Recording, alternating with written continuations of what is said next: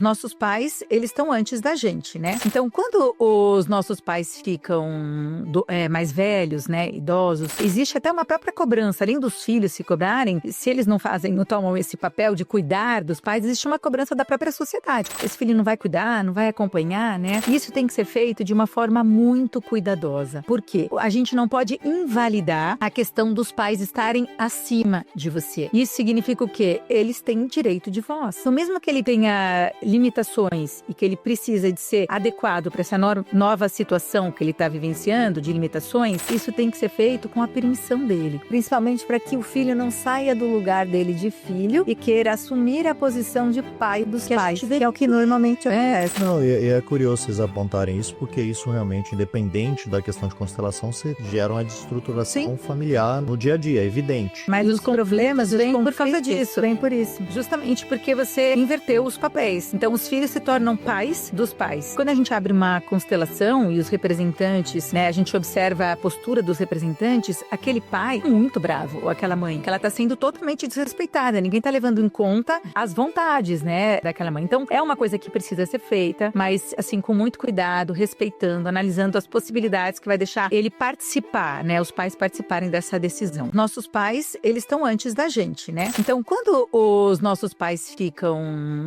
mais velhos, né, idosos, existe até uma própria cobrança, além dos filhos se cobrarem, se eles não tomam esse papel de cuidar dos pais, existe uma cobrança da própria sociedade. Esse filho não vai cuidar, não vai acompanhar, né? Isso tem que ser feito de uma forma muito cuidadosa. Por quê? A gente não pode invalidar a questão dos pais estarem acima de você. Isso significa o quê? Eles têm direito de voz. Então, mesmo que ele tenha limitações e que ele precisa de ser adequado para essa nova situação que ele está vivenciando, de limitações, isso tem que ser feito com a permissão dele. Principalmente para que o filho não saia do lugar dele de filho e queira assumir a posição de pai dos pais, que é o que normalmente acontece. Não, e é curioso vocês apontarem isso, porque isso realmente, independente da questão de constelação, você gera uma desestruturação familiar no dia a dia, é evidente. Mas os problemas vêm por causa disso. Vem por isso. Justamente porque você inverteu os papéis. Então, os filhos se tornam pais dos pais. Quando a gente abre uma constelação e os representantes, né, a gente observa a postura dos representantes, aquele pai muito bravo, ou aquela mãe, que ela tá sendo totalmente desrespeitada. Ninguém tá levando em conta as vontades, né, daquela mãe. Então, é uma coisa que precisa ser feita, mas, assim, com muito cuidado, respeitando, analisando as possibilidades que vai deixar ele participar, né, os pais participarem dessa decisão.